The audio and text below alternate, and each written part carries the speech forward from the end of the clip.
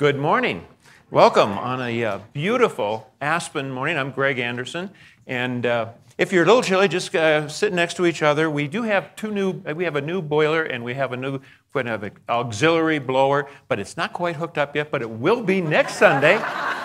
So, the main blower, the main furnace is working. It's just not as efficient as it will be, hopefully Monday or Tuesday. So come on back Wednesday or so, and we'll be warmer. Get warm with each other. Nicholas will be back next Sunday as well. He's been in England with family and also with his mother, and has recently honored his mother-in-law, or Heather's mother. And we'll be launching his book, not only around here, but in England as well, in London. And I can't say it right. Maggie's corrected me. Norwich. Whatever you said, that's where he's going to be. There are a number of announcements in our bulletin. Please, observe them all the weekly things. Every day there's something great happening here, which is listed in the bulletin. Want to point out that there's a new yoga therapy series on the back of your bulletin by Yvonne Soroka. And then they're starting, along Nicholas and Michelle and Beth Shoemaker, will be doing a new thing, conscious parenting. So we're going to, all those people who would like to be conscious of it. Is that an oxymoron? I mean, can you be a parent and really be? I'm always conscious. Okay, good. Well, good title.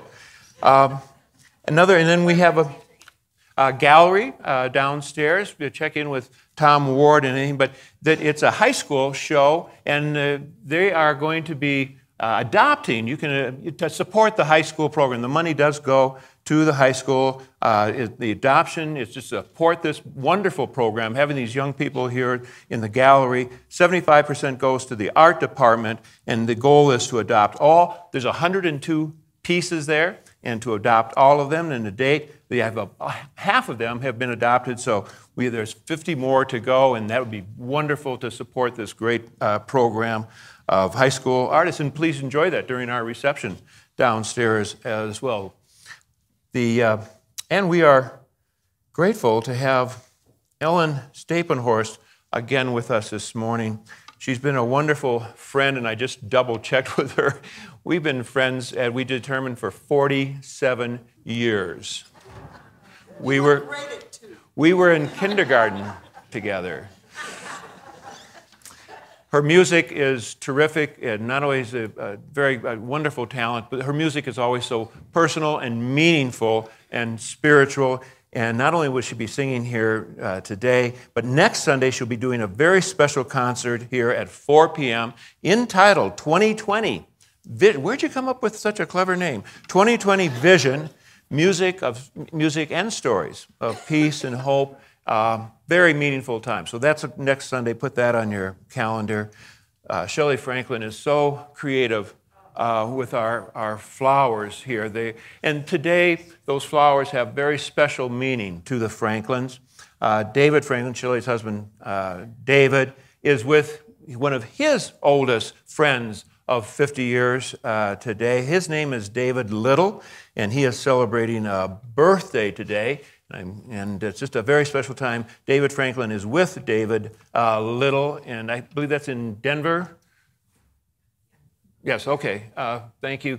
And they're together today, and it's a very important time for them to be together and of sharing their 50 years of love and happiness. Is at David Little's very special birthday today. We think of them from here at the chapel to them.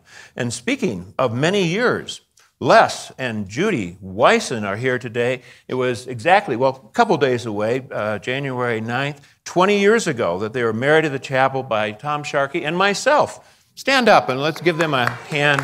They have 20 years. They've been attending the chapel a great deal over that. They were in Texas when they got married, but they have recently moved to Colorado Springs and made the trip over here for their 20th anniversary. So we'll greet them and celebrate and congratulate them on their 20th. Lowell Cattle and Lexi Potamkin are leading the chapel committee for the chapel's next 50 years of planning, and here's Laurel. Morning, everybody. Just a quick update. We're in the final 6 days of the Together the Chapel online survey. Has anybody gotten an email about that? Okay, we'll stop doing that. The survey, if you haven't taken it, asks how the chapel lives into those 6 core values that we talked about during the Pebble poll. So if you haven't taken it, please do. The good news is we're up to 260 survey responses, and we're just thrilled with that. A week ago, we had about 60, and there were some very nervous 2 a.m. emails about that. So thank you all for coming through this week. As we say back home, y'all done good. And there are a few of you that are not internet users and mobile phone app users to do those surveys electronically. So if there's anybody here who would like a paper survey, it's 3 pages. Maggie can hand one out to you, and you can leave it in the red box at the back of the room or downstairs after the service. And in these final 6 days, we started thinking, wouldn't it be cool to reach out past the immediate chapel community? So in your chairs, if you feel called to reach out to other people in your world, at the grocery store or at your, ice hockey game or wherever, and invite other people in our valley to weigh in on this. Everybody gets a say in how the chapel serves our valley. So these are cards to pass out to anyone who you think might want to take the survey. And thank you all so much for helping shape the future of your chapel. Thank you. And like that in the future of your chapel, this chapel does belong to everyone. I always used to say, and it's kind of if you've been around, you've heard me say it before, because there's no, the hardcore insiders, there are no outsiders. Everyone is part of this chapel. If you're here for the first time, we want to thank you for being here. If you've been here coming for 47 years, we want thank you for that too, or 20 years. It's very great. And it's terrific to have a special guest this day. I'm so grateful to be here, and there's so many wonderful people who are part of this. It just goes on and on. But 2 people who are great who brought our special speaker here, Lexi Potamkin, another friend for many, many years, and Phyllis Scruggs has been very helpful in doing this too. So, Lexi. So I just wanted to share a story of how I met our speaker today, Dr. Jay Kumar. And it's really a full circle. There's been many full circle experiences this week that Jay has been in our wonderful community. But it started back 2 years ago. Our daughter, Allura Potamkin, went to Chapman University. She attends Chapman. She's a sophomore there. So I've met some wonderful people at Chapman. I would say I have a handful of really close friends now at Chapman University, and including these 2 extraordinary women. One is Gail Stearns, and she's the dean of the Interfaith Chapel there. Close friend of mine, turns out, full circle, she's a close friend of Cynthia Bourgeau. And I recently put Gail Stearns back in touch with Cynthia Bourgeau. She's working on her 3rd book and interviewed Cynthia, et cetera, et cetera. So I thought that was a very interesting story.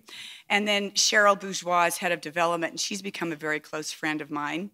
And one day they called me and they said, we love your books. Would you be willing to come to Chapman University and speak? And Gail Stearns teaches a class on mindfulness.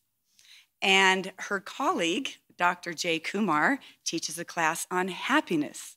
And my first response was, gee, when I went to college, I wish they would have had classes like that for me, right? Those are tools we can use for the rest of our lives. So I went out to speak, and I spoke at Gail Stearns' class, and I actually did the metta meditation that some of you have heard me give here at her class. And then I went to Dr. Jay Kumar's class, and I spoke about the endless knot, how we're all together, and I gave that analogy of the pencil, and you've heard me speak about that. But before I got up and spoke at Dr. Jay Kumar's class, he said, well, we have a guest speaker today, and before she gets up and speaks, I just wanted to share a story with you. And he gets up in front of the class and says, 20 years ago, I was going through a very difficult time in my life, and I walked into a bookstore in San Francisco, and I was drawn to this book. And I read the book, and it really changed my life. And I'm sitting there thinking to myself, gee, I want to know what the title of that book is. That sounds amazing. So then he holds up my book, What is Spirit?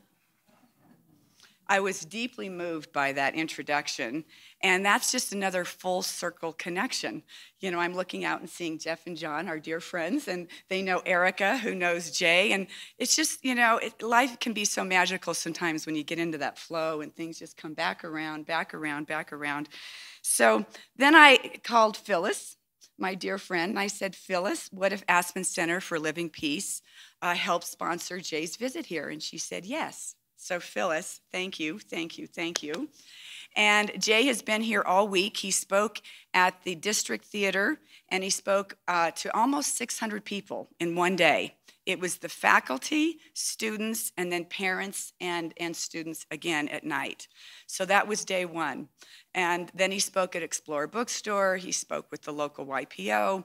But he said what's nearest and dearest to his heart is speaking here at the chapel, a spiritual home for everyone. So we're very happy to have Jay, and I will officially introduce him in a minute. But I just wanted to share that story first. Thank you. Thank you, Lexi. We are indeed all interconnected. And speaking of being here for a long time, I want to thank Susan Nicholson for being here this morning. She's been here almost that length of time. And I want to thank Heather McDonald for all that she has done to keep the chapel going while Nicholas has been gone for the last 3 weeks and doing this wonderful job on putting this bulletin together with a number of factors to it. Let us continue our worship. Oh, the children. Children, we have children. They can be excused at this time. So anyone, children want to go downstairs for Sunday school, feel free to do that at any time, and they'll be downstairs. Will you join with me on the opening of your bulletin with this very brief call to worship? I'll be the leader, and you are the people. Spirit of life and love, bring to us beauty, the sun and the sky, the mountains, the valleys, the streams and the fields, the joy of the new day, this new day, and new year. And together saying, may we who are gathered for worship be empowered by God's love to weave new patterns of truth and justice into a web of life that is beautiful and wise. Ellen.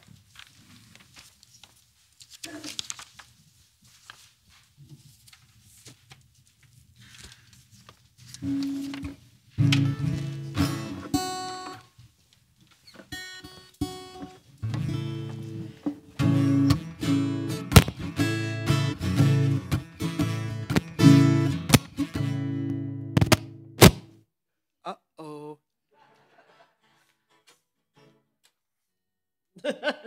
between the temperature and whatever else. Here we go. It's a beautiful day in the neighborhood. We're up to good. We help each other. If someone's in need of a friend or bread, they will be fed.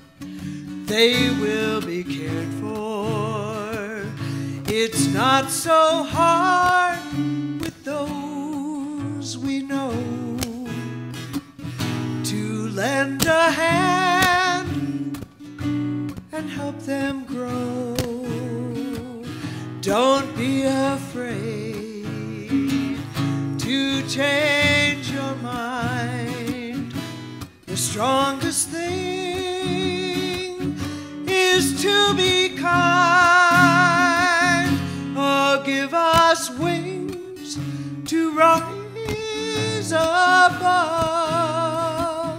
that we may see all that we love.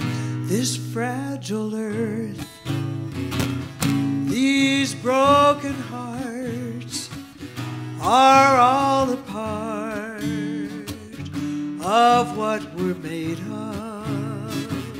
Stardust and dreams, these crazy schemes, the hope and feelings may be enough.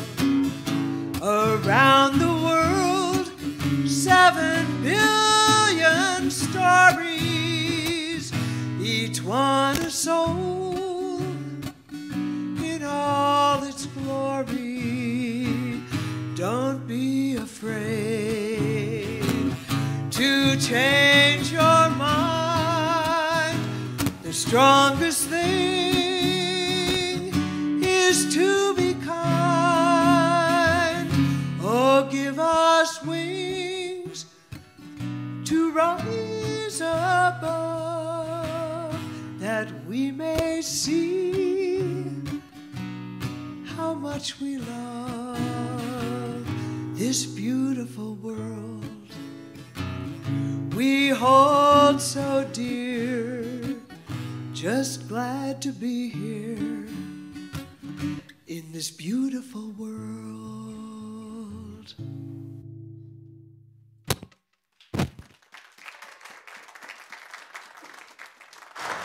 I think we're getting happier. Thank you.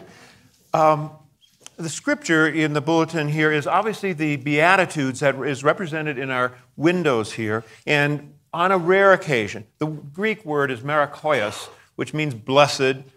Sometimes people have interpreted that word as happy. So in light of our theme this morning, just see what it's like to say these words, because a happiness is a deeper happiness and blessedness. So I just use that because on occasion people have translated that word. And of course, they were first probably spoken by Jesus in Aramaic, and that leads us into the prayer, which is an Aramaic English derivation of the Lord's Prayer. But Matthew Fox, who spoke here a little bit ago, has adapted that as well. So that will be the prayer. But I'll read the scripture, and then we'll say the prayer together. And think that it goes in this order of the windows. Happy are the poor in spirit, for theirs is the kingdom of heaven. Poor in spirit could also be interpreted as the humble, the meek in spirit, which leads to the other one. Happy are they that mourn, for they shall be comforted.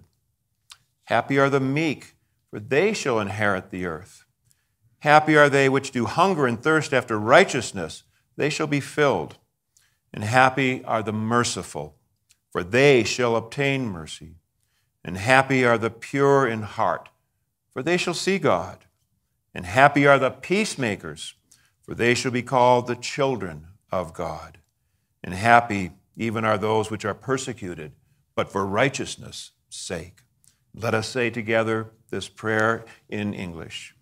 O Birther, Father, Mother of the cosmos, you create all that moves in light, and your name is hallowed in silence.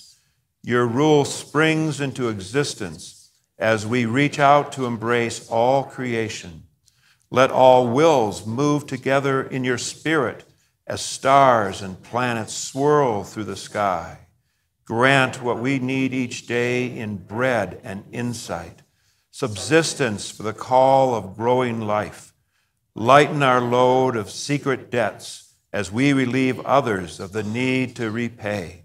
Steer us from the false self and lead us to the true self so that we may give to the self of others. Amen.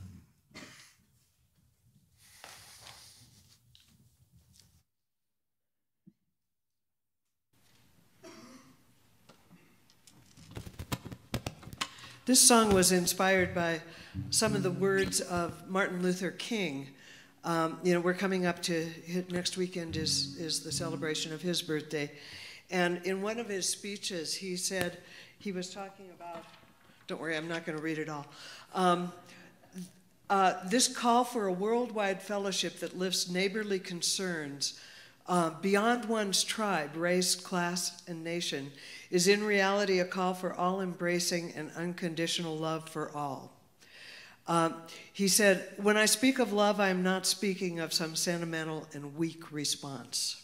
I'm speaking of the force which all of the great religions have seen as the supreme unifying principle of life.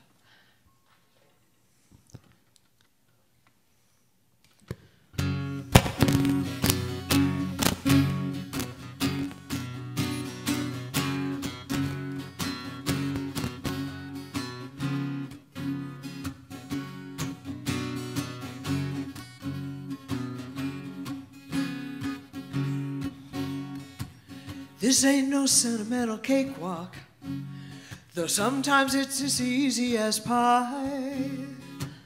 It comes from digging deep down inside, then reaching up to the sky. I have a dream that we can live together.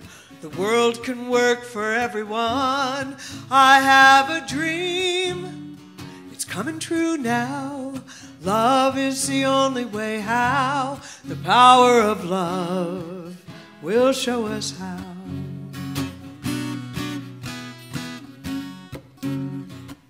The way I'm living my own life, the first step in learning to care, then joining others with our differences, the next step in leading us there.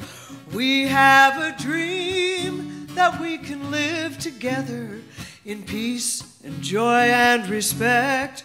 We have a dream, it's coming true now. Love is the only way. How? The power of love will show us how.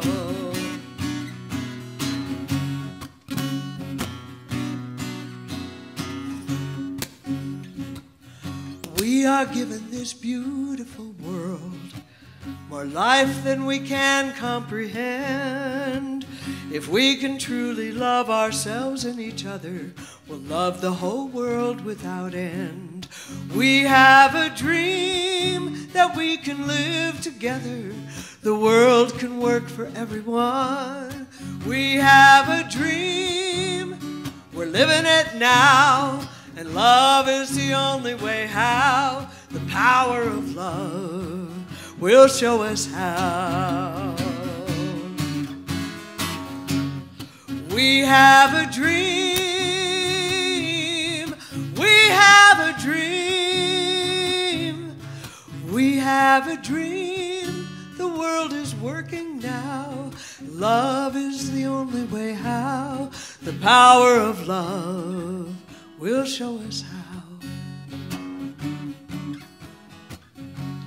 The power of love.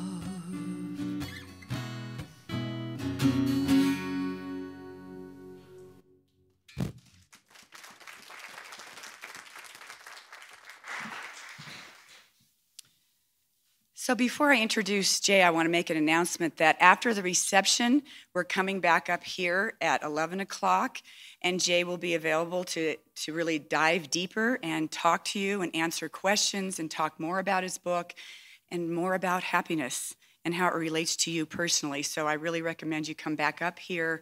It'll be facilitated by Michelle. It's going to be really beautiful up here at 11 after the reception. So Jay Kumar, PhD, your happiness professor, is a renowned public speaker and thought leader whose expertise spans brain science, behavioral health, economics, politics, culture, and religion. He holds a master's degree in international political economy from Columbia's University School of International and Public Affairs. Over the years, Dr. Jay has shared his powerful insights and proven strategies for happiness with hundreds of university students, thousands of radio listeners, and vast audiences throughout the US and international. He is also the author of Brain, Body, and Being, and is frequently featured in media stories revealing how to overcome life's challenges and how to tap into the inner power and innate potential for your happy brain. In my testimonial in his latest book, I state that perhaps one of the most important questions he poses is, what is happiness to you? Answering that question gives you a running start in discovering the secret of your happy brain that he relays in his book. Dr. Jay has a Rumi quote in his introduction, which is one of my favorites. The wound is the place where light enters. Dr. Jay? Thank you so much. Thank you very much. Thank you. Well, thank you all for this beautiful invitation to be here. And I want to just say first thanks to Gregg, everyone here at the Aspen Chapel, to Lexi, to the Aspen Center for Living Peace, and everyone who's made this possible. But mostly, I really want to thank you for being here this morning. As Lexi mentioned, I have a very strong academic background, but I'll share with you my personal story as to how I got to become the happiness professor, and it really has nothing to do with my academics. As Lexi mentioned, had a very driven education. You went to the right schools, got the right GPA, right resumes, etc. But all of that miserably failed to help me face the most difficult traumatic experience of my life. At the age of 27, in the summer of finishing my first year of graduate school at UCLA, I received a call a Monday evening in July of 1994 from my father, informing me that my mother had just died from suicide.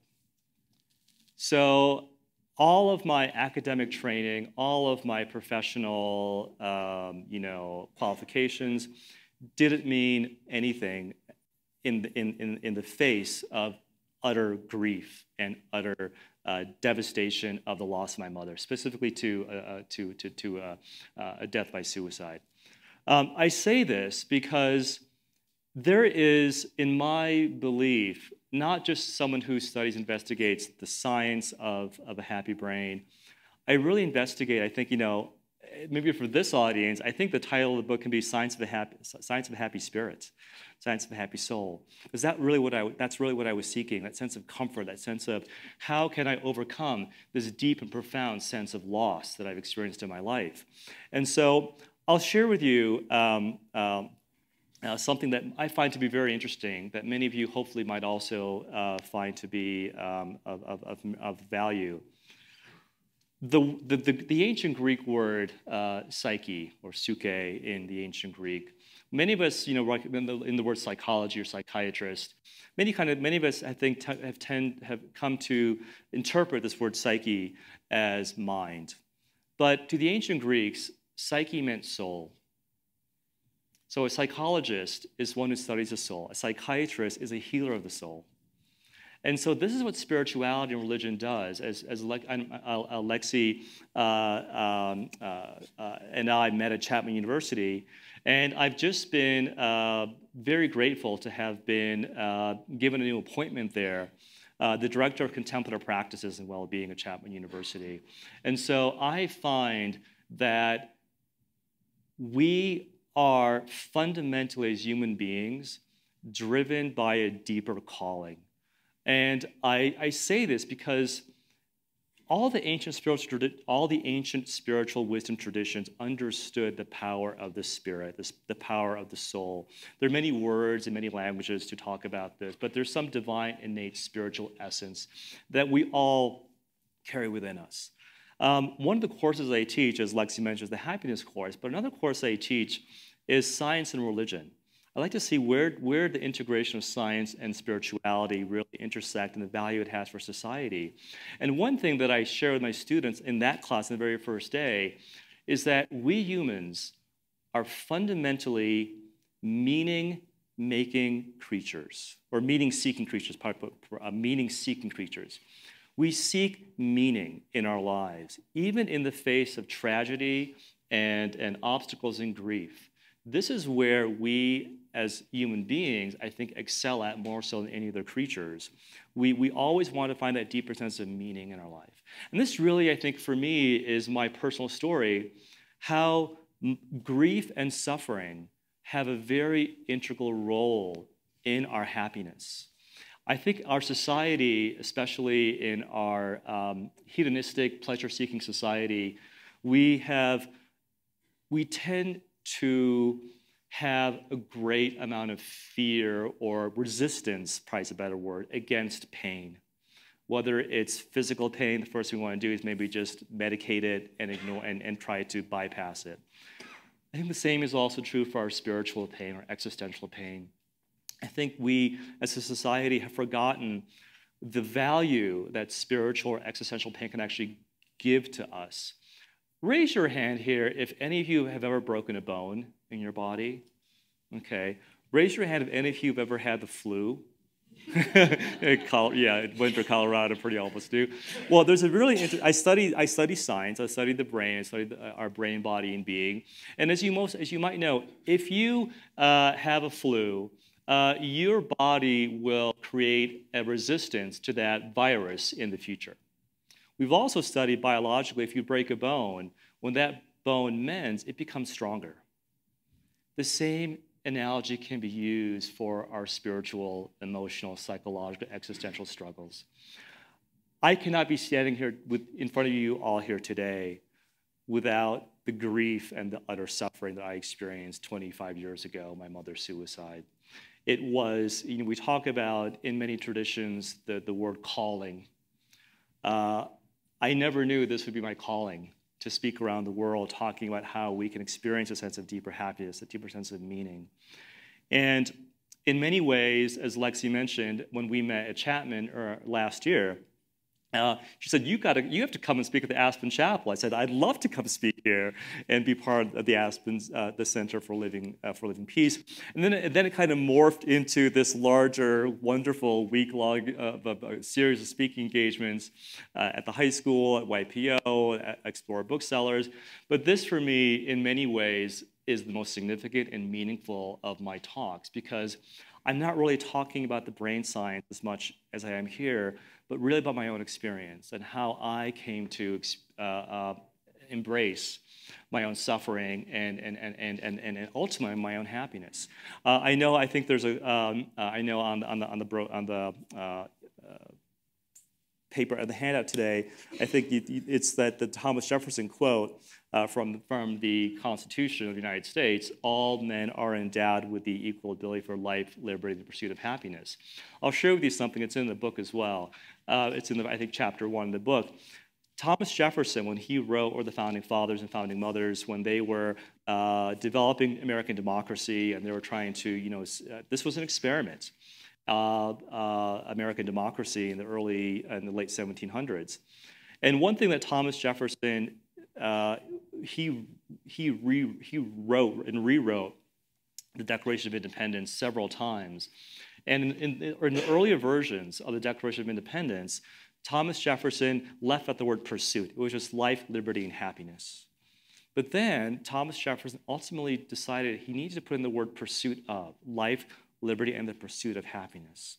So I say this because happiness is not a promise. Happiness is a practice.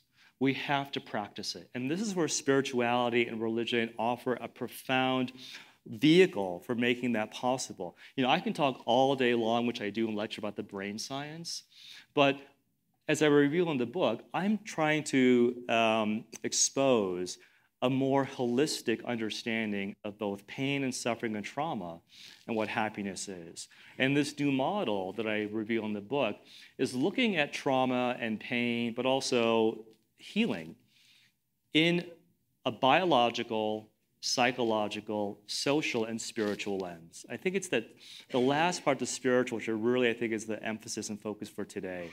So I'll share with you, I think, a nice analogy, since we're here in Colorado, amidst the mountains. And this is something I actually read someplace else. This is adapted from something else. I'm not taking credit for this as being my own.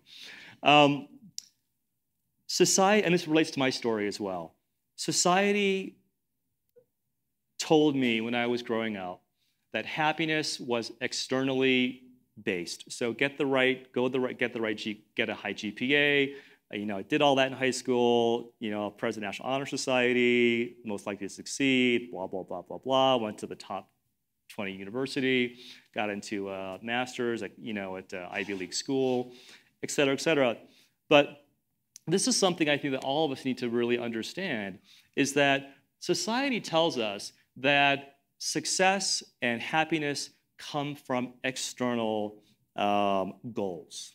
So the analogy I use is, it's like trying to climb to the top of the mountain.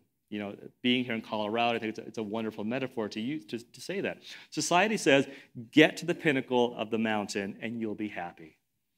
But many of us who achieve and get to the summit of this mountain don't achieve happiness. We don't experience it because there's something deeper. And for those of us, I think many of you in this room, I think, would qualify for that, myself included. We get to the top of the first mountain that society says, when you get to the summit of this mountain, you will be happy. But many of us peer off into the distance and see there's a second mountain, which is even taller and more magnificent and more beautiful than the first mountain. But in order to get to that second mountain, which is the true calling of our, of our happiness, we have to traverse through the valley.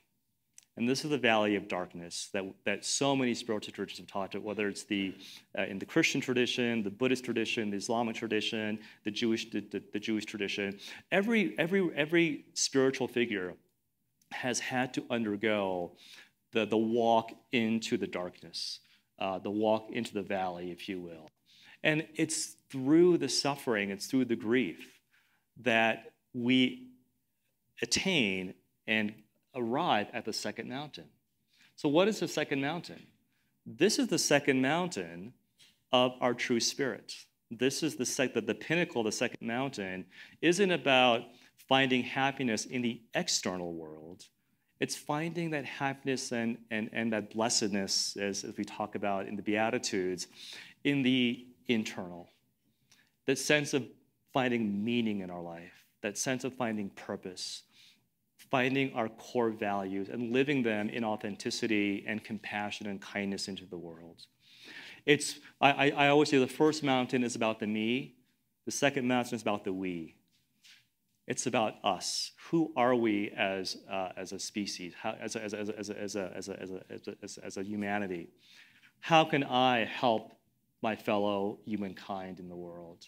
So I feel very strongly that in order to get to that second mountain, and I'm not saying that I've reached the summit of that mountain yet, but I'm getting there. I think all of us are in some way. As I like to say, happiness is not a destination, it's a direction.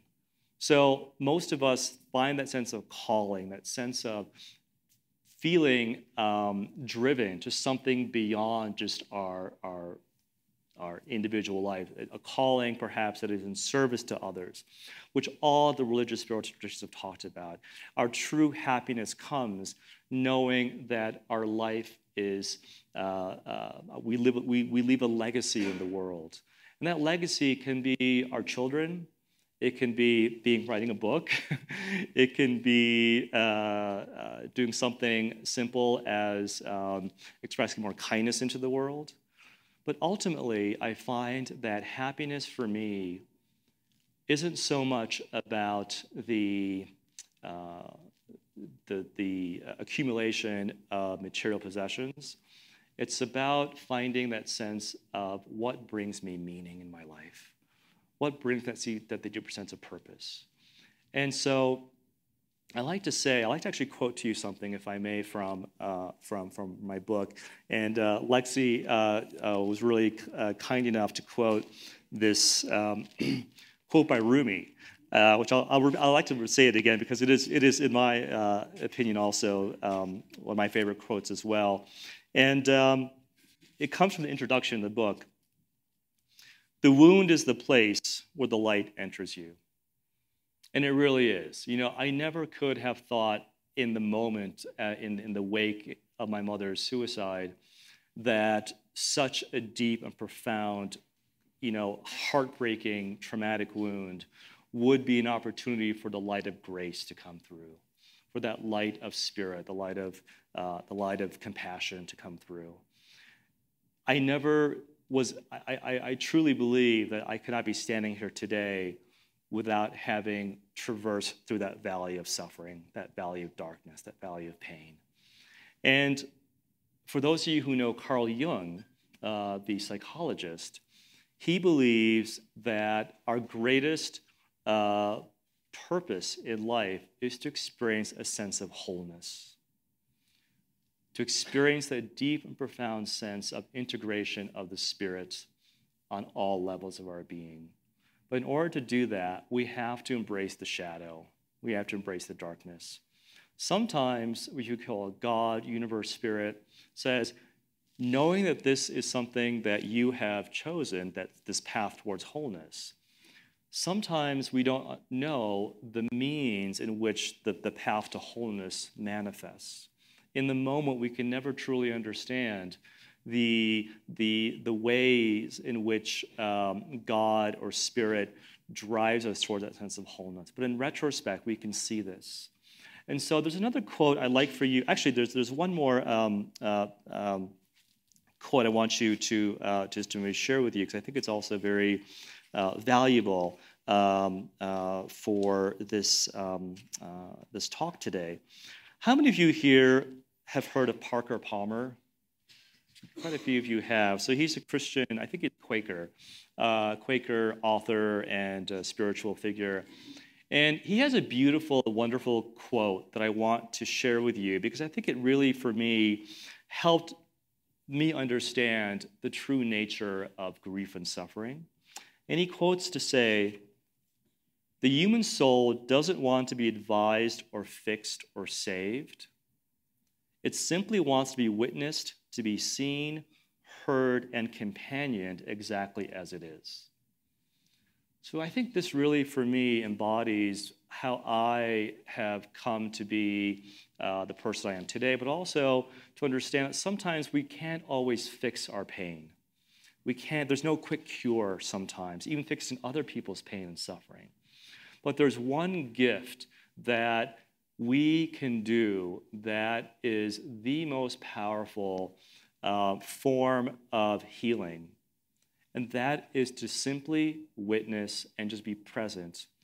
The strongest words you can ever say to someone undergoing grief or tragedy is not, "I'm sorry for you," it's, "I'm here for you." And it's in that vein that all of us can be here for each other. You know, all of us are, I know very clearly that Aspen and this area has ravaged by a lot of suicide and mental illness, mental health issues.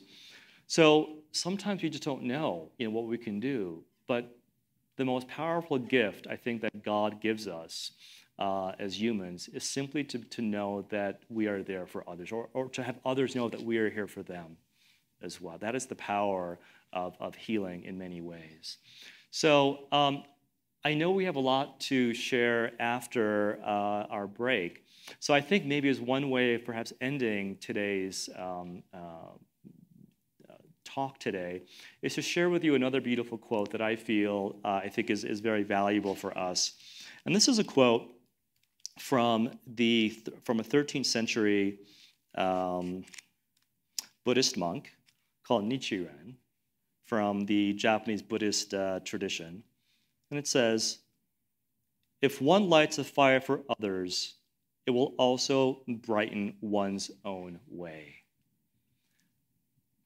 Sometimes we need to understand that we have that light within us, even if it's something that can be dampened or maybe veiled by all the suffering and tragedy and trauma. But as I like to say, never be afraid to let your light shine forth fully and brightly, because the world would be a much dimmer place without you in it. Together, all of our light can become a beacon to illuminate humanity into a brighter future. So thank you very much.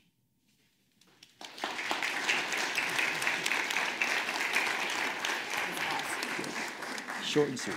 Thank you so much, and look forward to being with you after the break as well, back up here. Very grateful. And I might want to thank all the people who are live streaming with us today. And there we are at this place during the offering. And as you have heard, that material things and money is not the answer to happiness. So you can give some of that away now to the chapel, because it will make the chapel a lot happier.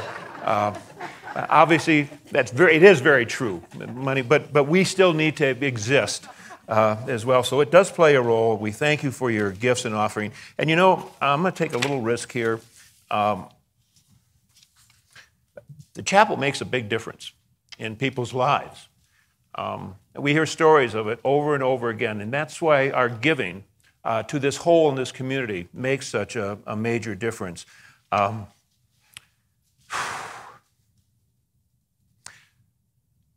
Michael and Elaine Bonds have a daughter who was part of our Tuesday schools, and Elaine was directing it, Liana Bonds.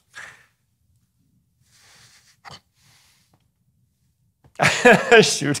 She sent an email saying her spiritual journey began here at the chapel. It's made a big difference in her life, so she pursued it when she went, not only your daughter, but Leanne, went to Chapman as well, and took a course from Dr. Kumar, all this full circle. And do you remember Leanna Bonds? Yes, very well. She started here, and she thanked us for our journey here, and now she pursued it at Chapman with you, and she's very grateful, and I hope you're listening online as well. Leanna, thank you. Thank you for your gifts. Susan.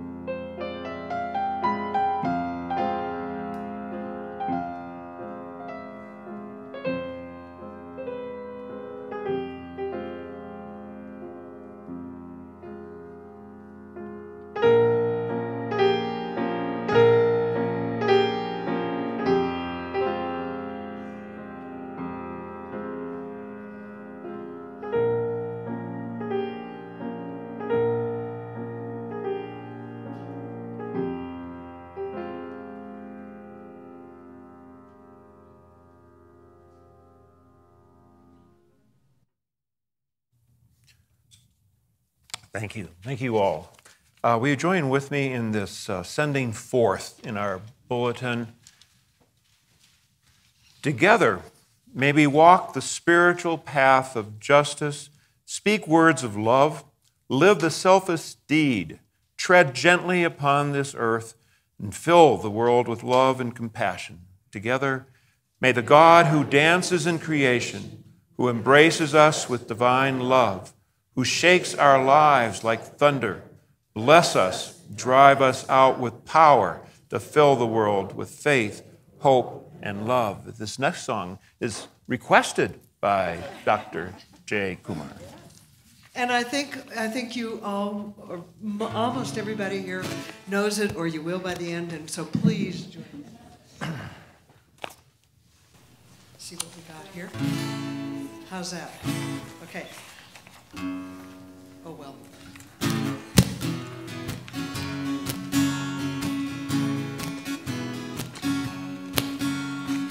Love, love, love, love, love, love, love, love, love. Nothing you can do that can't be done. Nothing you can sing that can't be sung. Nothing you can say, but you can learn how to play the game. It's easy. Tell us how. All you need is love. All you need is love. All you need is love. Love. Love is all you need. There's nothing you can make that can't be made. No one you can save that can't be saved. Nothing you can do, but you can learn how to be you in time. It's easy. All you need is love. All you need is love. All you need is love. Love. Love is all you need. All you need is love. All you need is love. All you need is love. Love. Love is all you need. There's nothing you can know that isn't known. Nothing you can see that isn't shown. Nowhere you can be that isn't where you're meant to be. It's easy. All you need is love. All you need is love. All you need is love. Love. Love is all you need. All you need is love. Everybody now. All you need is love. All together now. All you need is love. Love. Love is all you need.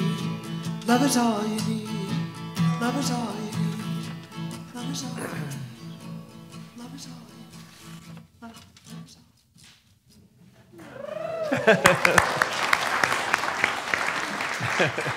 Thank you, Ellen. And John Lennon, I believe. You wrote that for John? No. But speaking of more connections, Ellen's brother, Steve Stapenhorst, gave me a tour of New York many, many years ago for about 4 or 5 days. We ended at Riverside Church. Reverend William Sloane Coffin gave this benediction. May God give you grace never to see yourself short. Grace to risk something big for something good. Grace to remember that the world is now too dangerous for anything but truth and too small for anything but love. Go in peace.